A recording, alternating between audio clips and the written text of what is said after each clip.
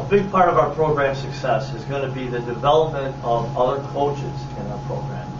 And as Glenn and I were talking about, we've had that success. We've done well. Right. We've developed a lot of players.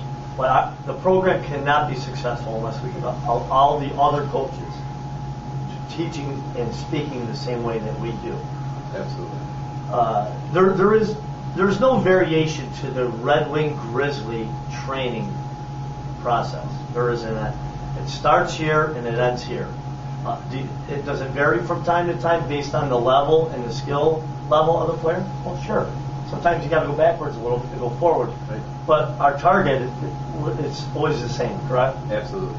So ultimately, Glenn and I are going to have a series of coaching seminars, both on and off ice, so that everyone's on target with our off ice training, which is vital, and then our on ice philosophies. So if Glenn and I are out of town, we have all these coaches at these different practices. You're going to walk into a building, and Glenn, tell me if I'm off base here. You're going to be able to walk into a building and go, wow, that's just like if they were there.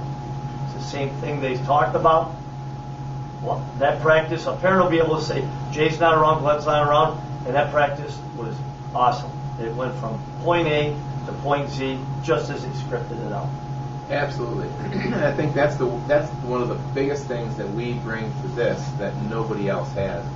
You know, the old tradition that we went through, you get your team, you're picked as a coach, and as long as you don't create too much problem, they see you again in the spring.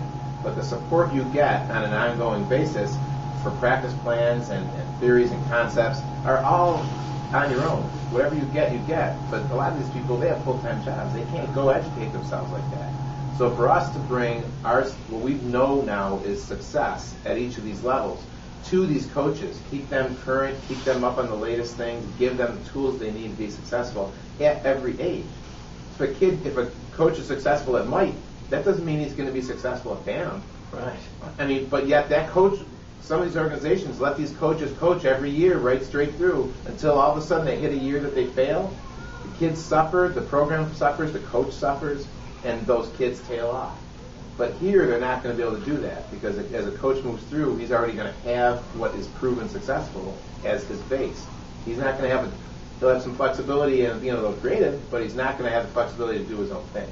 And the end result for that is that we've taken players, we haven't gotten them to a Pee Wee year, and some Bantam minor years, and sometimes it's hard to make a major adjustment to a player after it's been that deep, but sometimes you get the right player in and that can be done. But our real focus now is at the younger ages. We have players that have been in our program that are a bit older. Sure. So we're fortunate. They're fortunate, and so are we. Yep. We've already guided them there. But for us, we're teaching new coaches.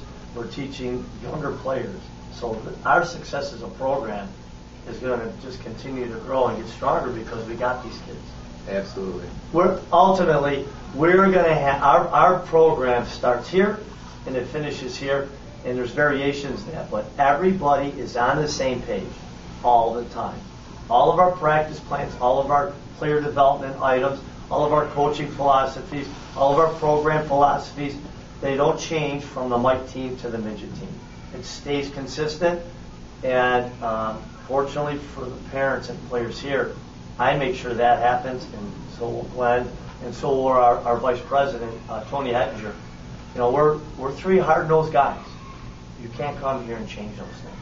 So look forward to consistency within the Red Wing Grizzly program. Absolutely.